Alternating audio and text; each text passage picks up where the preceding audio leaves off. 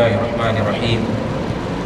إن الحمد لله نحمده ونستعينه ونستغفره ونعوذ بالله من شرور أنفسنا ومن سيئات أعمالنا. من يهده الله فلا مضل له ومن يضلل فلا هادي له. أشهد أن لا إله إلا الله وحده لا شريك له وأشهد أن محمدا عبده ورسوله. يا أيها الذين آمنوا اتقوا الله حق تقاته ولا تموتن إلا وأنتم مسلمون.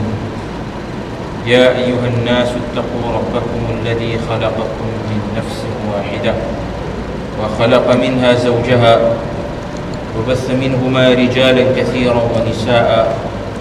اتقوا الله الذي تساءلون به والأرحام إن الله كان عليكم رقيبا. يا أيها الذين آمنوا اتقوا الله وقولوا قولا سديدا يصلح لكم أعمالكم ويغفر لكم ذنوبكم ومن يطع الله ورسوله فقد فاز فوزا عظيما. أما بعد. Hadirin hadirat yang dirahmati Allah sekalian, alhamdulillah, kita bersyukur kepada Allah Jalla wa Ala kerana dengan limpah dan kurnianya pada malam ini dengan izin Allah Subhanahu wa taala kita dapat meneruskan pengajian kita daripada kitab Riyadhus Salihin karangan Imam An-Nawawi rahimahullah, dan kita masih lagi dalam bab taubah. Pada kuliah yang lepas kita membaca hadis-hadis hadis Ka'b bin Malik. Hadis Ka'b bin Malik, kisah di mana Ka'b bin Malik radhiyallahu anhu beliau di antara tiga individu yang dinyatakan oleh Allah Subhanahu wa taala wa 'ala thalathati alladhina khulifu. Allah Taala menyebut tentang masalah tiga orang di kalangan sahabat Nabi sallallahu alaihi wasallam yang tidak menyertai peperangan Tabuk bersama-sama dengan Nabi sallallahu alaihi wasallam, dan antaranya adalah Ka'b bin Malik radhiyallahu anhu. Ka'b bin Malik radhiyallahu anhu, beliau merupakan seperti mana yang kita dah sebut pada kuliah yang lepas, beliau merupakan antara Ahlul Badr, yakni sahabat Nabi yang menyertai peperangan Badar. Dan kalau kita lihat susunan para sahabah radhiyallahu anhum ajma'in dari sudut afdaliyah, yakni kelebihan sahabat, kita akan dapati sahabat itu bermula dengan Al-Khulafa Ar-Rashidin, kemudian diikuti dengan Al-Asharah Al-Mubashirin bil Jannah, 10 orang sahabat yang dijanjikan dengan syurga. Selepas daripada Al-Asharah datang pula siapa? Ahlul Badr. Jadi maknanya dari sudut afdaliyah, ternyata Ahlul Badr mendapat kelebihan yang sangat besar ataupun fadilat yang sangat besar di sisi Allah Subhanahu wa taala. Dan ini berdasarkan hadis yang dinyatakan oleh baginda sallallahu alaihi wasallam, iaitu kisah yang berlaku terhadap sahabat Nabi yang bernama Hatib ibn Abi Balta'ah. Hatib sahabat Nabi yang tergolong di kalangan muhajirin, yakni yang berhijrah daripada Makkah ke Madinah.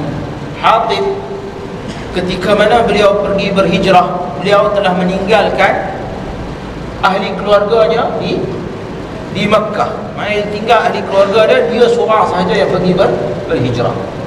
Lalu apabila baginda sallallahu alaihi wasallam memutuskan untuk membuka kota Makkah, yakni Fathul Makkah, jadi perkara tersebut menjadi satu kebimbangan kepada Hatib, kerana dia bimbang kalau Nabi tawar kota Makkah, mungkin akan berlaku pertempuran antara tentera Islam dan juga tentera musyrikin, maka boleh jadi memberi kesan yang buruk terhadap keluarganya. Maka Hatib setelah berfikir panjang, dia buat satu keputusan. Dia tulis surat kepada ahli keluarganya di Mekah, memberitahu kepada ahli keluarganya bahawasanya baginda sallallahu alaihi wasallam akan datang untuk menyerang kota Makkah. Sedangkan perkara itu merupakan perkara yang dirahsiakan oleh Nabi sallallahu alaihi wasallam. Namun Allah Subhanahu wa taala memelihara Islam dan juga memelihara umat Islam pada masa itu.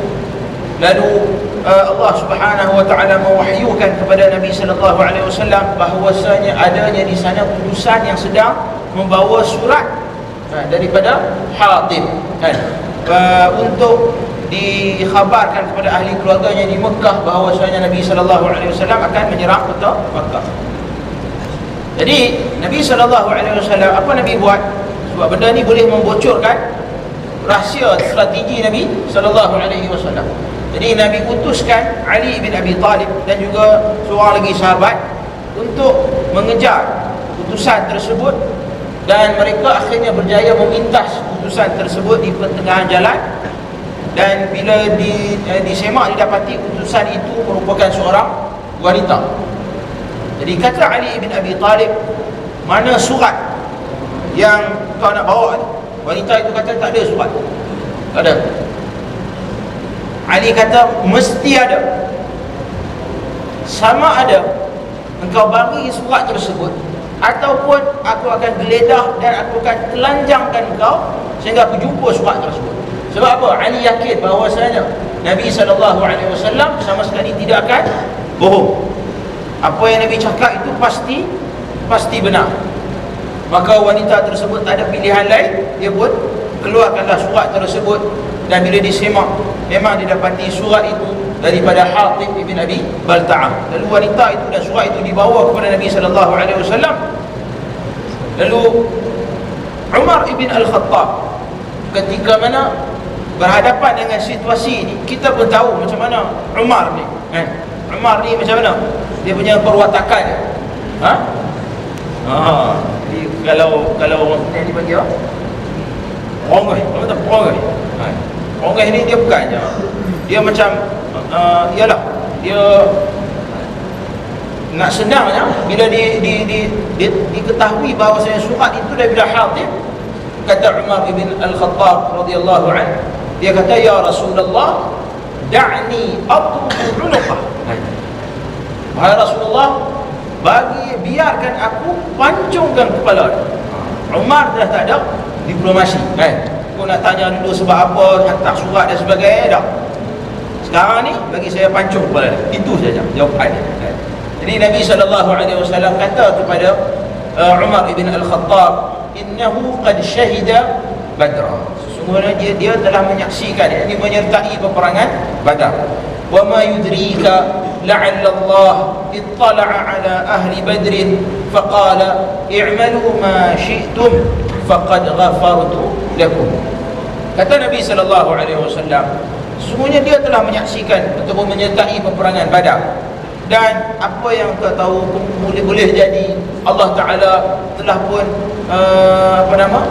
melihat kepada ahli-ahli Badar, dan Allah Ta'ala telah berkata kepada mereka, i'malu ma syi'tum, buatlah apa yang kamu nak buat, apa yang kamu kehendaki. Faqad ghafartu lakum, sesungguhnya aku telah pun mengampunkan kamu semua.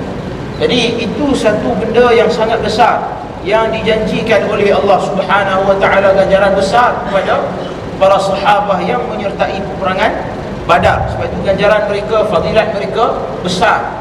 Maka dalam kes ini Ka'ab bin Malik merupakan seorang ahli Badar.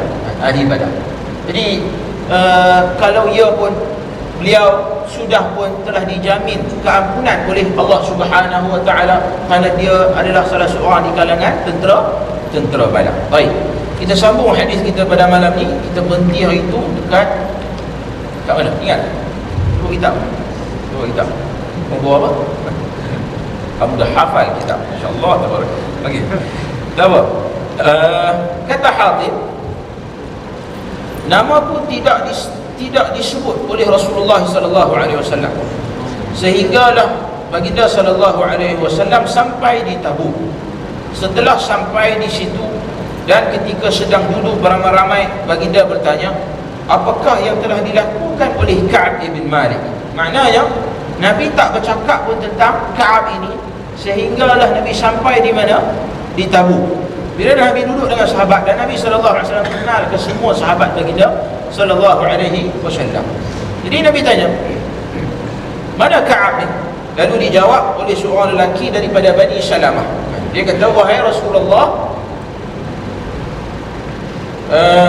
kalau kamu lihat dalam lafaz hadis ini dalam bahasa Arab, dia kata kepada Nabi sallallahu alaihi wasallam, ya Rasulullah, habasahu burdahu wan nawaru fi iffaihi. Ini satu bentuk orang kata apa, macam kinayah, macam satu bentuk kiasan, seolah-olah Hatib ataupun Ka'ab ini dia telah pun disebabkan oleh kesenangan, kan, kemewahan dia pada masa itu menyebabkan dia terlupa ataupun tak maulah nak menyertai peperangan bersama-sama dengan Nabi sallallahu alaihi wasallam. Maknanya itu satu persepsi yang negatif yang diberikan oleh lelaki daripada Banu Salamah itu. Lalu bila dikatakan sedemikian, faqala lahu Mu'adz ibn Jabal. Lalu Mu'adz bila dengar perkataan lelaki tersebut, yakni komentar yang agak negatif terhadap Ka'ab ibn Malik, dia kata, bi'sa ma qult, wallahi ya Rasulullah, ma 'alimna 'alaihi illa khaira. Kata Mu'adz ibn Jabal, sangat buruk perkataan kamu itu. Maknanya perkataan yang kata Ka'ab ini seorang yang seorang yang sengaja untuk, maknanya disebabkan oleh kemewahan dan kesenangan yang dia dah pun dapat, dia tak mahu nak menyertai peperangan bersama-sama dengan Nabi sallallahu alaihi wasallam. Dia kata, wallahi ya Rasulullah, ma 'alimna 'alaihi illa khaira. Demi Allah, wahai Rasulullah, kami tidak ketahui tentang Ka'ab ini melainkan perkara-perkara yang baik sahaja, kan? Demikianlah kita, kalau kita dengar sesuatu perkara yang negatif tentang kawan kita, yang mana kita secara kita kawan baik dengan dia dan kita tak tahu tentang diri dia melainkan yang baik-baik sahaja, lalu bila orang ni cakap tentang keburukan dia, maka kita perlu mempertahankan saudara kita tersebut dan kita kena kata, aku tidak tahu tentang orang ini melainkan yang baik-baik sahaja. Baik. Fasakata Rasulullah sallallahu alaihi wasallam, fabaina huwa ala dhalik ra'a rajulan mubidan yazulu bihi as-sarab. Lalu Nabi sallallahu alaihi wasallam diam. Nabi tak cakap apa. Nabi pun tak kata dekat lelaki tersebut daripada Bani Salamah. Nabi juga tidak komen apa yang disebut oleh Mu'adz ibn Jabal. Kemudian Nabi sallallahu alaihi wasallam nampak seorang lelaki berpakaian putih, bayang-bayang Nabi nampak daripada jauh. Nabi kata, kun Aba Khaythamah. Nabi kata, yang itu mesti Abu Khaythamah.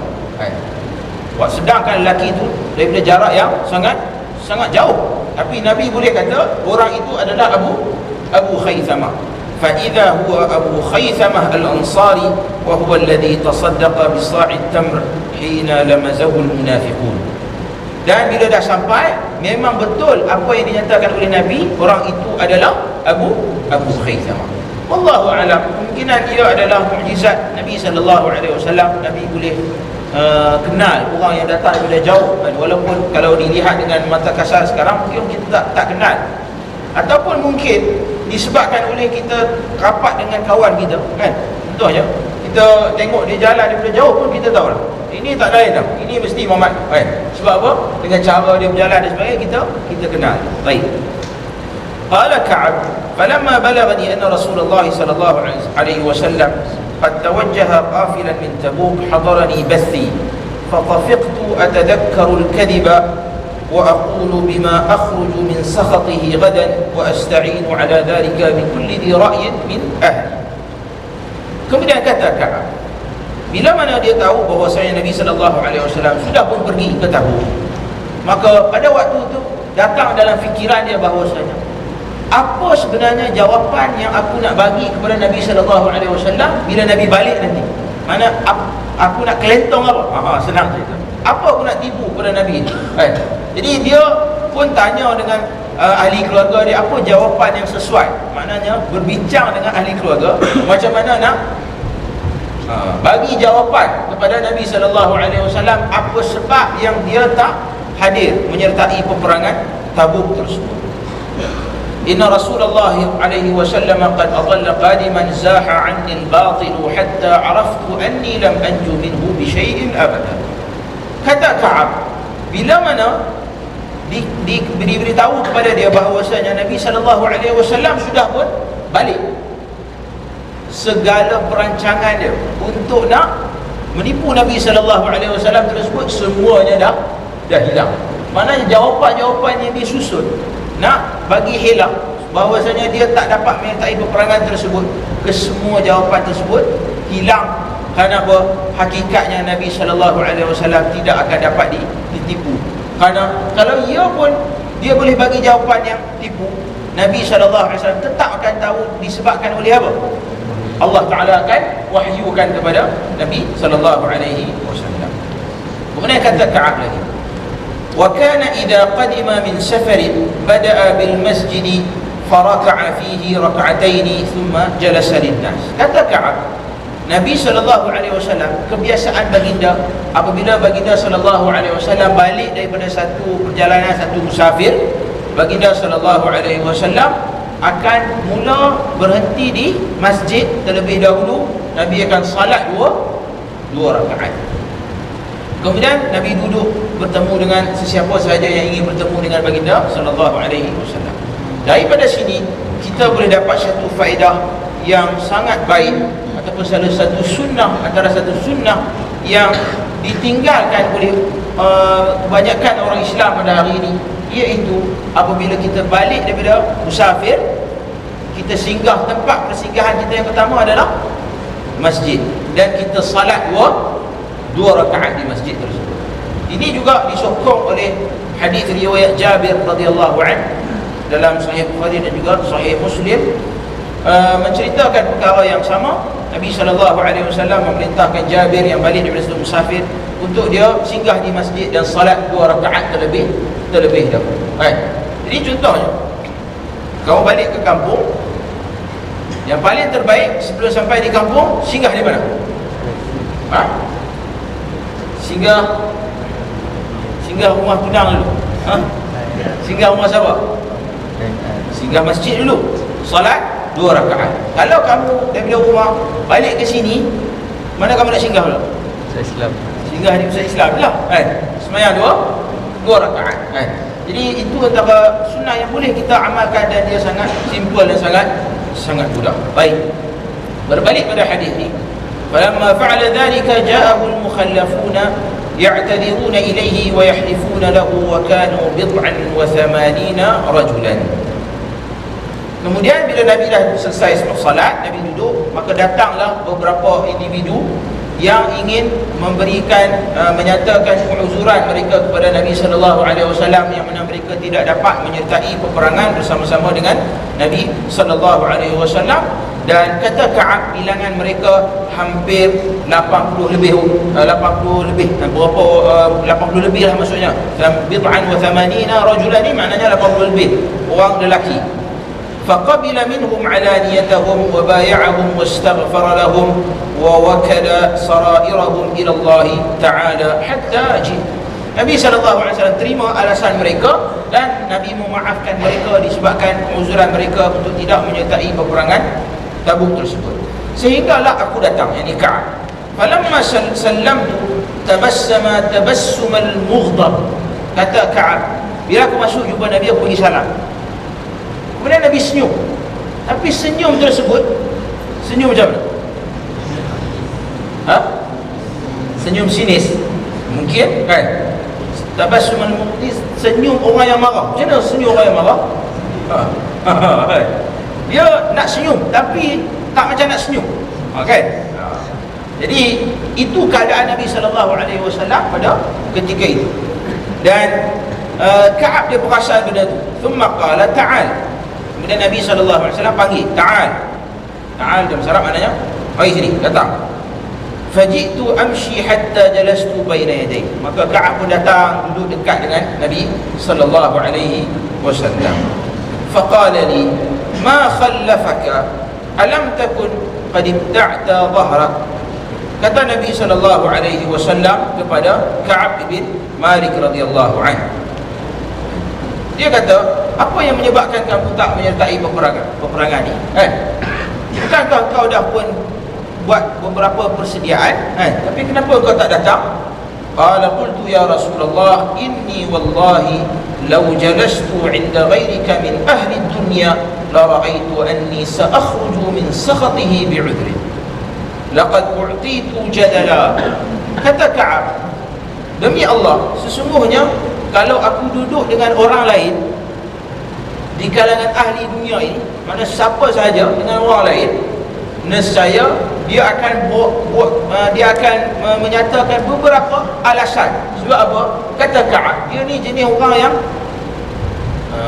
nak kata macam mana, orang yang, kan ada orang yang jenis dia apa saja dia boleh bagi pelbagai alasan, kenapa tak datang kelas? Saya sakit Ustaz. Irfan, kenapa tak datang kelas? Roommate saya sakit, saya tolong jaga dia. Bila kenapa tak datang kelas? Kucing dekat tepi bilik saya tu dia sakit, saya tolong jaga dia. Kenapa tak datang kelas lagi? Apa lagi? Macam-macam orang sakit. Jadi ada orang yang boleh bagi pelbagai alasan. Sama juga Ka'ab, dia kata dia boleh bagi pelbagai alasan. Walakinni wallahi laqad alimtu la in haddathtuka al-yawma haditha kadhibin tarda bi 'anni la yushikanna Allah yuskhitaka 'alayya wa in haddathtuka haditha sidqin tajidu 'alayya fihi inni la arju fihi 'uqba Allah 'azza wa jalla wallahi ma kana li min 'udhrin. Jadi Ka'ab kata, kalau sekiranya aku menipu, nescaya perkara itu akan diketahui oleh Allah Subhanahu wa taala, dan sama sekali Allah Taala tidak akan meridai nabi dia akan ditipu. Dan perkara ini akan, bayangkan kalau sekiranya Allah Taala turunkan ayat Al-Quran ceritakan tentang penipuan Ka'ab ini, sudah semestinya benda itu akan dibaca secara berulang-ulang daripada zaman Nabi sehinggalah kepada umat akhir zaman. Tidakkah itu satu benda yang sangat-sangat buruk? Maka benda itulah yang menghalang Ka'ab bin Malik daripada bercakap bohong. Sebaliknya dia bercakap benar. Dia kata kepada Nabi sallallahu alaihi wasallam, wallahi ma kana li min 'udhri, demi Allah sesungguhnya aku tidak ada sebarang keuzuran. Maknanya dia tak ada apa sebab, alasan untuk tidak menyertai peperangan bersama-sama dengan Nabi sallallahu alaihi wasallam. Kerana Nabi kata, amma hadha faqad sadaqa faqum hatta yaqdi Allah fik. Nabi merujuk kepada Ka'ab bin Malik. Nabi kata dia telah bercakap benar, maknanya dia tak bohong, dia tak ada sebarang alasan. Kemudian Nabi kata, bangunlah dan tunggulah apa keputusan ataupun ketetapan yang bakal ditetapkan oleh Allah Subhanahu wa taala ke atas kamu. وسار رجال من بني سلمة فاتبعوني فقالوا لي والله ما علمناك أذنبت ذنبا قبل هذا لقد عجزت في أن لا تكون اعتذرت إلى رسول الله صلى الله عليه وسلم. Kemudian adalah seorang lelaki ni, dia kata kepada Ka'ab bin Malik, dia kata bahawasanya Ka'ab ni satu orang yang bagus dan dia tak pernah buat benda-benda yang salah. Jadi dia kata mudah-mudahan dia maknanya dia cuba nak menenangkan Ka'ab bahawasanya kemungkinan Nabi SAW dan Allah Azza wa Jalla juga akan mengampunkan perbuatan salah yang dilakukan oleh Ka'ab tersebut. Kemudian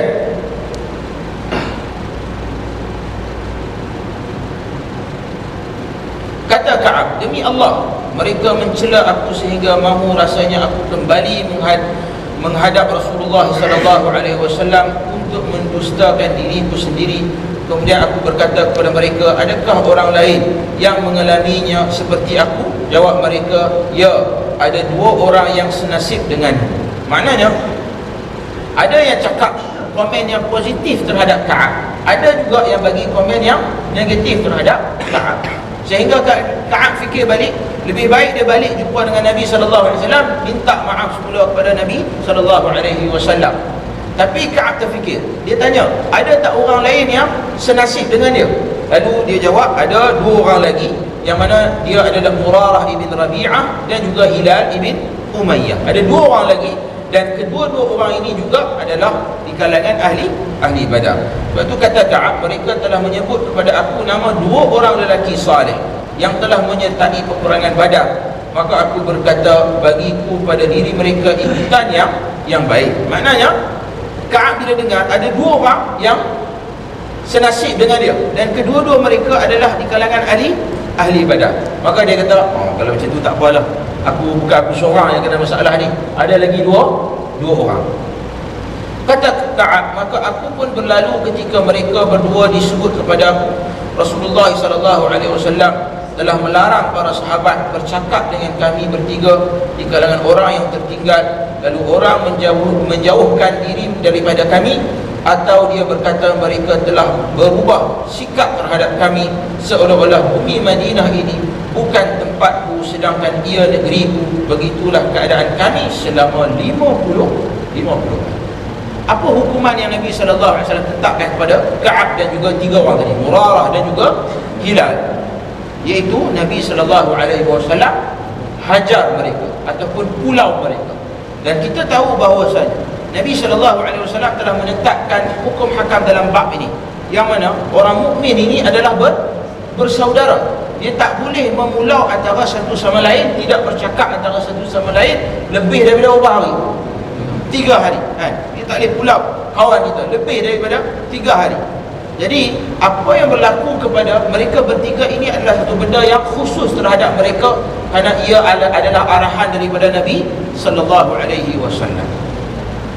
Dan Ka'ab menyifatkan bahawasanya bila Nabi bagi arahan bahawasanya tak ada siapa boleh bercakap dengan mereka bertiga ini, lalu para sahabat kesemuanya sepakat untuk tak bercakap, sehingga kata Ka'ab, dia berada di Madinah, dan Madinah ni adalah kampung dia, tempat halaman dia, tetapi dia tak rasa dia duduk di Madinah, kerana bila dia keluar berjalan-jalan tak ada siapa pun yang tegur dia.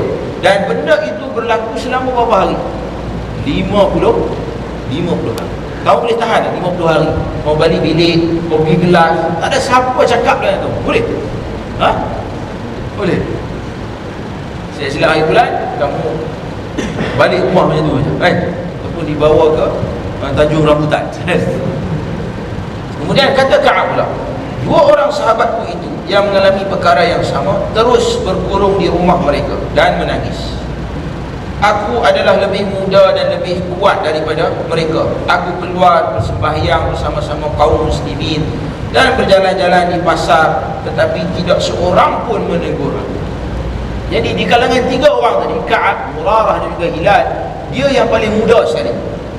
Yang 2 orang ni dah pun berusia.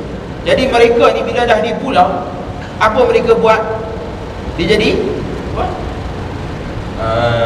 kemurungan, duduk di rumah senyap-senyap menangis. Itu saja yang mereka mampu buat, kerana tertekan dengan di pulau oleh Nabi dan juga para sahabat yang lain. Adapun Ka'ab, dia ni orang yang muda, jadi di peringkat awal dia pun tak ada masalah, sehingga dia boleh hadir salat berjamaah di masjid, dan dalam masa yang sama dia boleh pergi ke pasar untuk membeli barang keperluan. Jadi tak menjadi masalah bagi dia, walaupun hakikatnya bila dia pergi ke pasar tersebut tak ada seorang pun yang menegur dia. Balik pada hadis ni. Dan aku pergi menemui Rasulullah SAW, lalu memberi salam kepadanya ketika baginda masih duduk di tempat sembahyang. Aku berkata dalam hati, adakah bibir baginda bergerak menjawab salamku atau tidak? Maknanya bila dia pergi ke masjid, nampak Rasulullah, dia bagi salam, tapi dia duduk tengok ada tak bibir Nabi itu bergerak-gerak, yakni Nabi jawab salam dia. Maknanya sampai ke tahap itu dia dipulau oleh Nabi dan juga para sahabat. Kemudian aku bersembahyang berhampiran dengannya dan mengerling kepadanya. Jadi dia sembahyang dekat dengan Nabi, lepas tu sambil-sambil sembahyang tu dia gerling, tengok dia tu Nabi tengok dia tak? Tapi Nabi tak tengok dia. Kemudian ketika aku berdiri sembahyang, baginda memandangku, tetapi apabila aku berpaling kepadanya, baginda memalingkan mukanya ke arah lain. Maknanya bila dia tengah sembahyang, dia perasan yang Nabi tengok dia. Bila dia tengok Nabi balik, Nabi paling ke arah lain. Sehingga apabila dalam jangka masa yang panjang kaum muslimin telah tidak mesra dengan, suatu hari aku berjalan-jalan sehingga aku memanjat tembok kebun Abu Qatadah. Dia adalah sepupu aku dan orang yang paling aku sayangi. Aku memberi salam kepadanya, demi Allah dia tidak menjawab salam.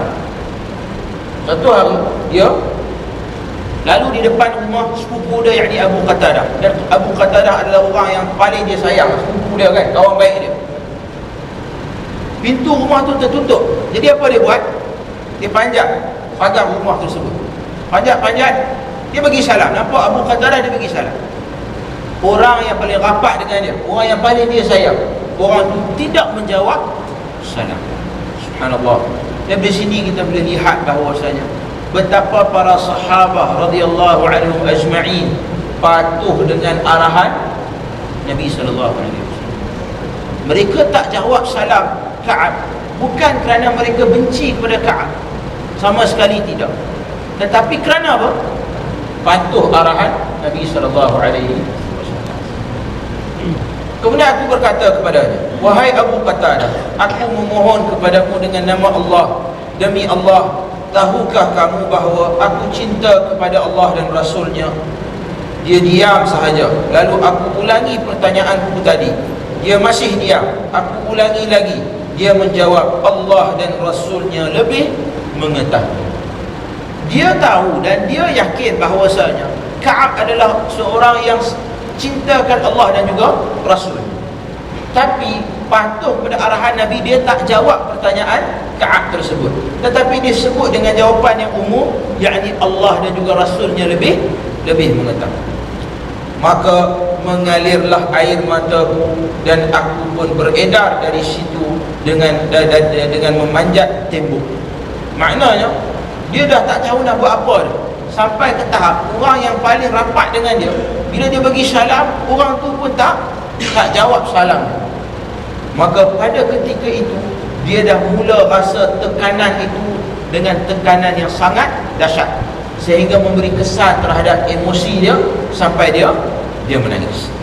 Kemudian kata Ka'ab lagi, ketika aku sedang berjalan di pasar Madinah, terdapat seorang petani dari negeri Syam yang datang menjual makanan di Madinah. Bertanya, siapakah yang boleh menunjukkan kepadaku Ka'ab ibn Malik? Orang ramai mengisyaratkan ke arahku. Lalu dia datang mendekatiku sambil menyerahkan sepucuk surat daripada Raja Ghassan.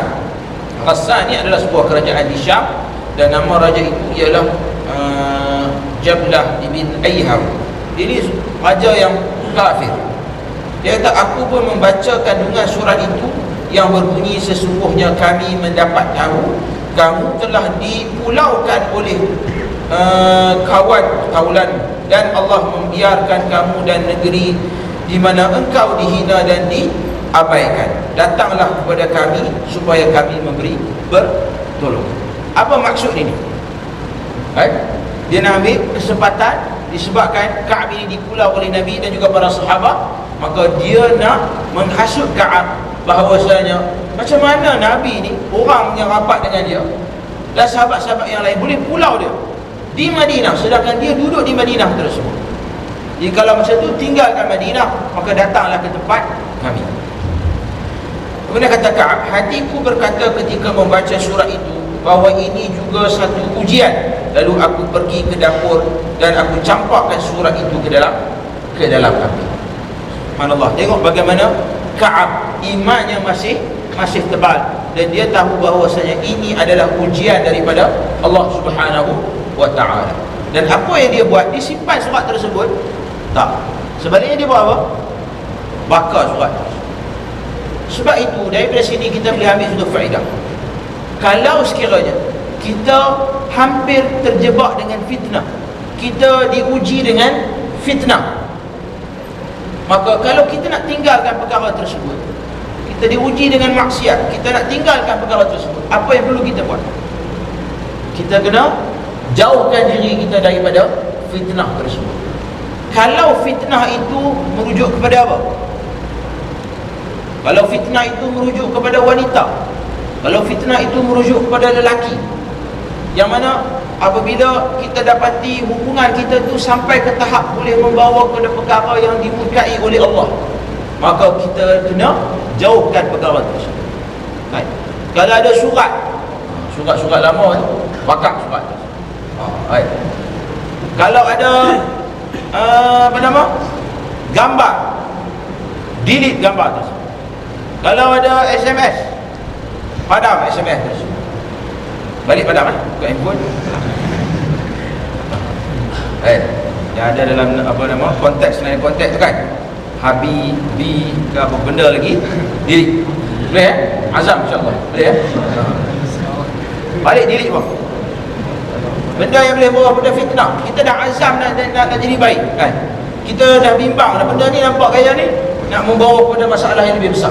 Maka pada masa itu kita kena tinggalkan itu semua tu. Kalau yang membawa fitnah pada kita itu apa?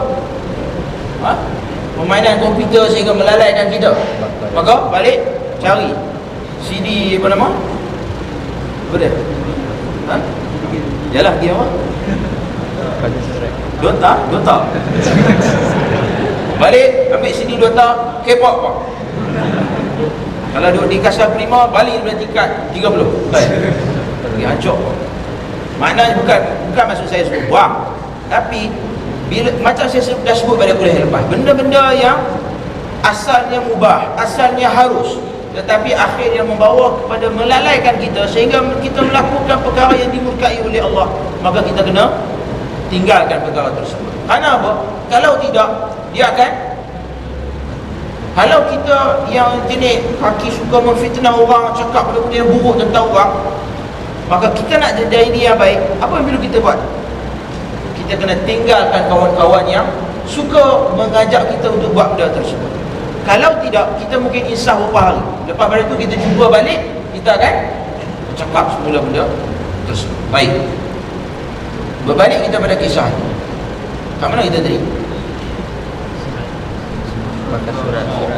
Okay.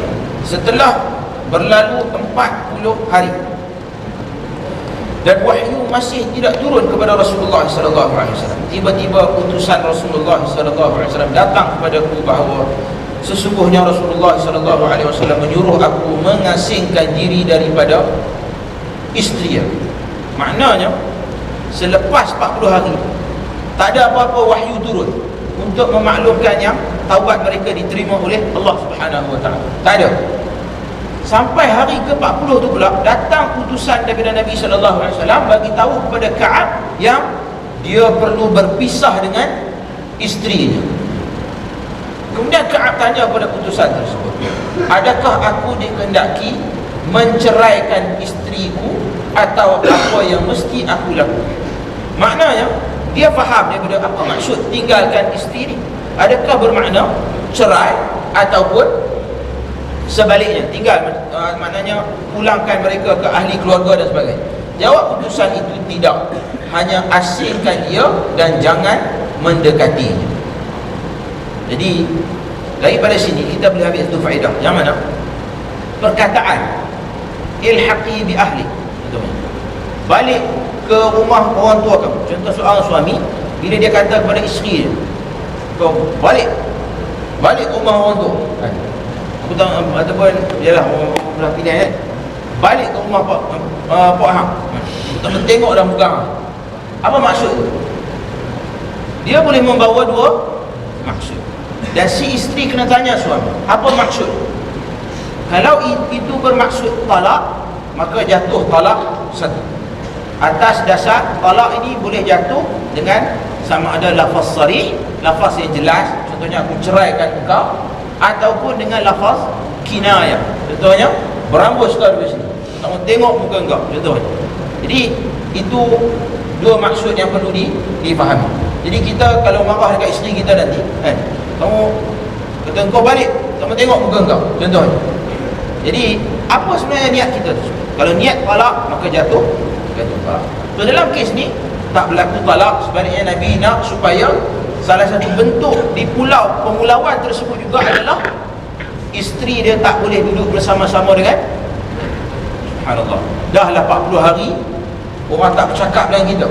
Kemudian orang yang paling hampir dan rapat dengan kita, tak ada orang lain, isteri kita, diminta juga untuk berpisah dengan kata Ka'ab lagi.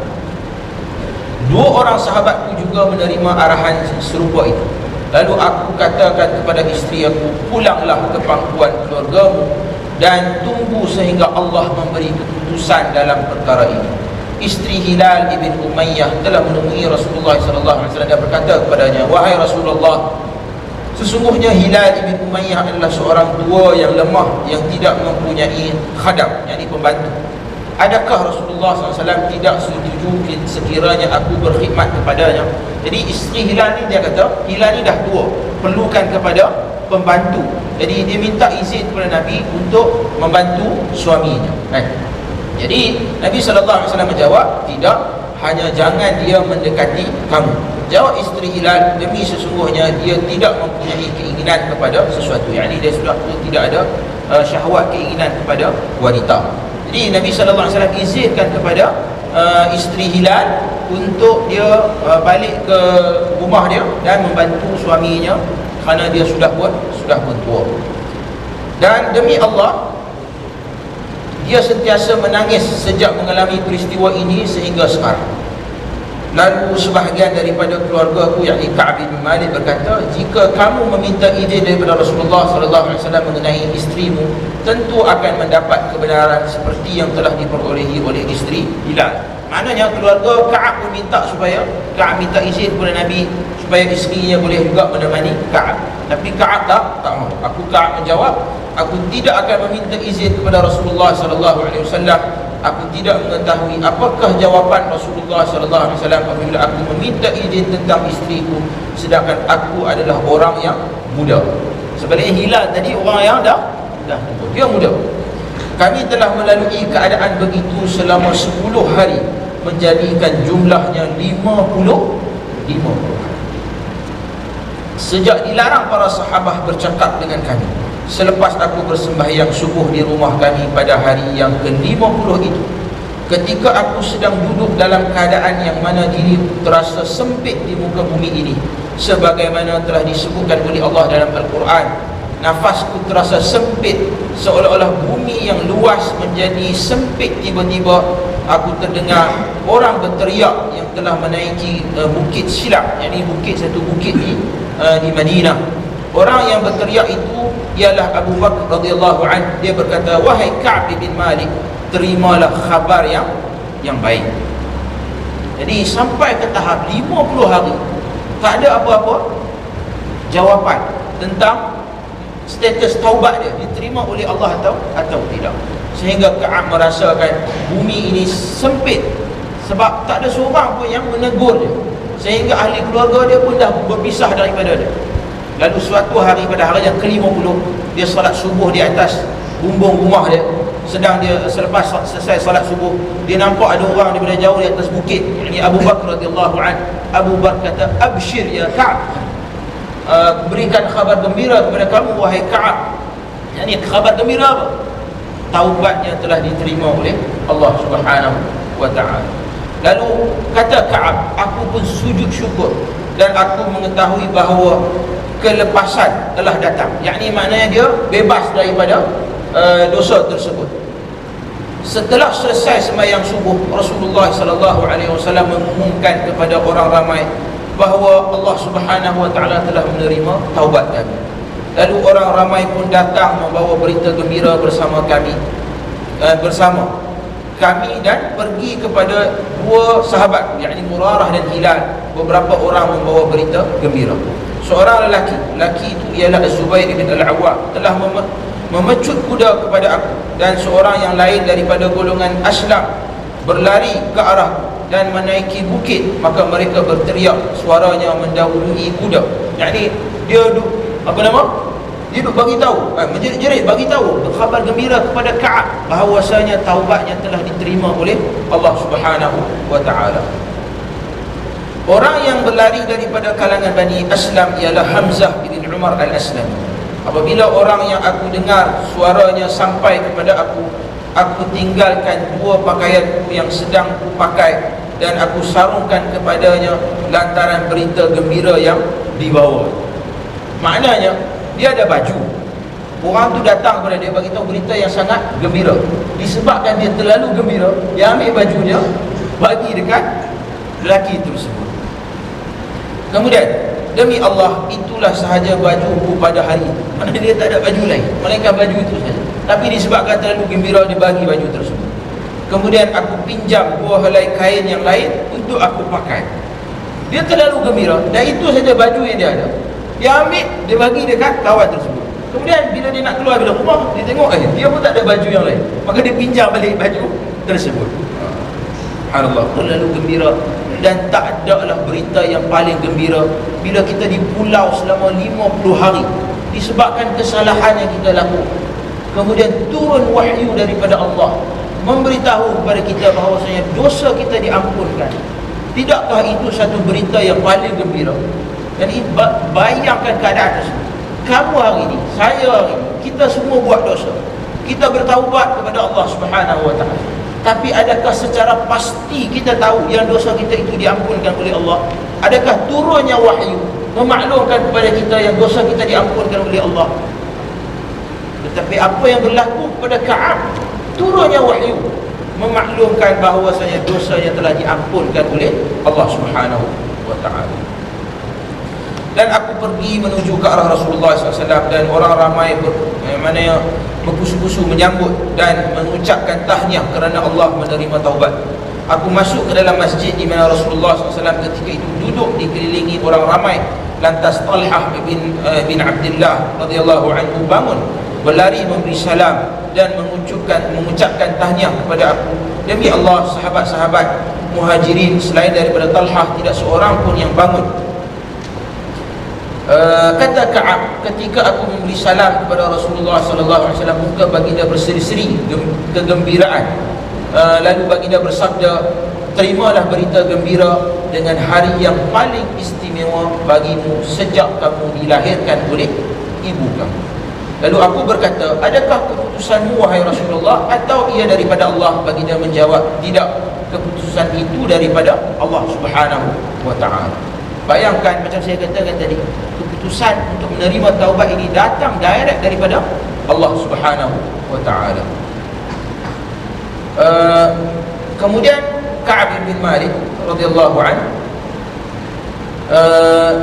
dia pun kata kepada Nabi sallallahu alaihi wasallam, dia sedekahkan ke semua harta dia. Dia berhajat untuk menyedekahkan semua harta dia kepada Allah dan juga Rasulnya sebagai tanda kesyukuran di atas berita yang sangat gembira ini. Lalu Nabi SAW kata kepada Ka'ab, simpanlah sebahagian daripada hartamu, yang demikian lebih baik bagimu. Jawabku, aku pun simpan sebahagian daripada harta tersebut. Daripada sini kita boleh ambil satu faedah, yang mana apabila kita dikurniakan sesuatu nikmat yang besar oleh Allah Subhanahu wa ta'ala, maka salah satu sunnahnya adalah kita keluarkan sedekah sebahagian daripada harta kita. Contohnya, kamu dapat satu berita yang gembira, kamu dapat satu perasaan yang baik, maka salah satu sunnahnya adalah kita sedekah sebahagian daripada harta kita. Contohnya kita ada apa-apa, kita belanjakan kawan kita ke, ataupun sedekahkan wang tersebut di masjid dan sebagainya. Itu antara benda yang sepatutnya kita lakukan, dan hakikatnya kita dilarang untuk sedekahkan keseluruhan harta kita. Itu tak dibenarkan. Namun apa kita nak jawab tentang kisah Abu Bakar radhiyallahu anhu yang sedekahkan keseluruhan harta dia? Jadi seolah-olah macam ada percanggahan. Para ulama menjawab bahawasanya kes Abu Bakar adalah kes yang berbeza, kerana Nabi sallallahu alaihi wasallam mengetahui bahawasanya Abu Bakar radhiyallahu anhu, kalaupun dia sedekah ke semua harta dia, ia tidak akan menjejaskan apa-apa, kerana iman Abu Bakar tidak sama dengan iman orang lain. Jadi itu kita boleh ambil satu contoh faedah, yang mana jangan sedekahkan keseluruhan harta kita, termasuk harta dalam bab wasiat. Dalam bab wasiat, kita ada garis panduan yang mana kita tak boleh mewasiatkan harta kita lebih daripada berapa? 1/3 daripada harta. Di mana dalam hadis yang mana seorang sahabat yang ingin mewasiatkan keseluruhan hartanya kan. Lalu Nabi SAW pesan kepada dia supaya jangan wasiatkan lebih daripada 1/3. Baik. Sebenarnya masih panjang lagi. Nanti saya ingat kita sambung pada minggu hadapan. Sebab ada lagi beberapa perkara yang dinyatakan oleh Ka'ab bin Malik radhiyallahu anhu, dan hakikatnya banyak faedah yang boleh kita ambil daripada kisah Ka'ab ini.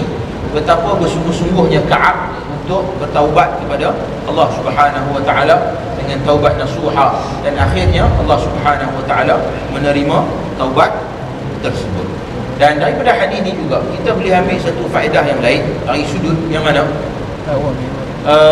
apabila sesuatu perkara yang berlaku di zaman Nabi sallallahu alaihi wasallam, ketetapan itu diturunkan secara darat daripada Allah Subhanahu wa taala. Bukan setakat peristiwa Ka'ab ini saja, ada juga peristiwa yang lain. Misalnya seorang wanita, kisah yang masyhur dalam surah Al-Mujadalah, yang mana Allah Subhanahu wa taala telah menyatakan bahawasanya Allah Taala mendengar masalah yang diadukan oleh seorang wanita tentang suaminya yang telah menziharkan dia, yakni telah menceraikannya dengan cara zihar. Dan Allah Ta'ala telah menurunkan ayat Al-Quran untuk menyelesaikan masalah tersebut. Dan bayangkan ayat itu, kisah tersebut dirakam dalam Al-Quran dan ia diulang bacaannya sejak dari zaman Nabi sehinggalah sekarang. Tidakkah itu satu fadilat yang besar?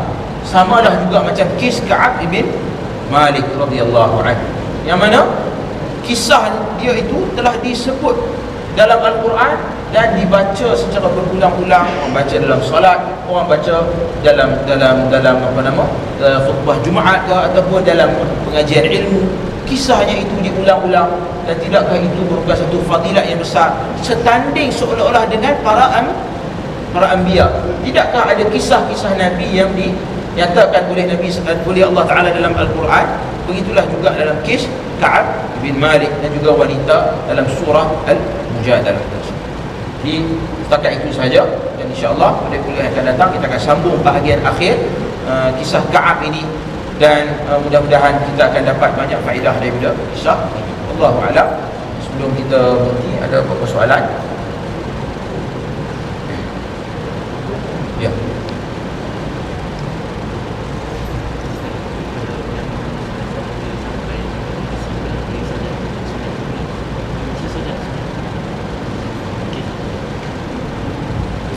Sahabat kita tanya, bila saya sebut tadi Nabi SAW bila balik daripada musafir, baginda akan singgah di masjid, baginda akan solat dua rakaat. Apa solat tersebut?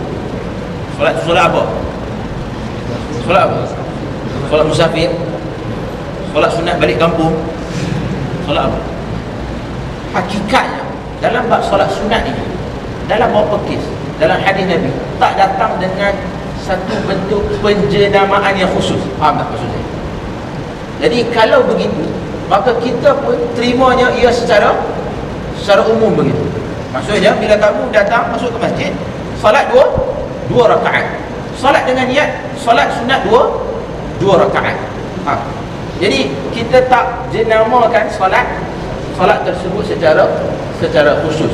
Sebab itu dalam hadis-hadis, misalnya tentang masalah solat sunat taubat ke, tak datang dengan satu nama sebegitu, solat sunat taubat. Namun dia datang dalam beberapa riwayat, seseorang hamba bila melakukan satu dosa, dia ambil wudu, kemudian dia bangun di tengah malam, ambil wudu, kemudian dia salat dua rakaat memohon keampunan kepada Allah Subhanahu wa taala. Sama juga macam solat tahiyatul masjid, datang di dalam riwayat hadis, adakah dengan nama solat tahiyatul masjid? Tak ada. Sebaliknya, Nabi kata bila seseorang kamu masuk ke dalam masjid, maka jangan ia duduk sehinggalah dia salat dua rakaat. Maka kita nak namakan salat itu sebagai nama apa? Maka para fuqaha yang create nama tersebut bagi mudah orang faham. Itu saja.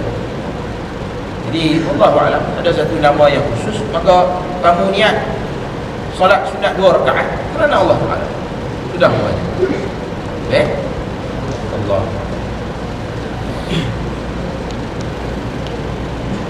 Itu tunggu. Soalan yang lain?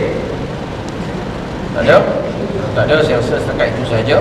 Mudah-mudahan ada manfaatnya. Allahumma ja'al jam'ana hadha jam'an marhuma waj'al tafarruqana min ba'dihi tafarruqan ma'suma. Sallallahu ala Muhammad wa ala alihi wa sahbihi ajma'in. Walhamdulillahi rabbil alamin.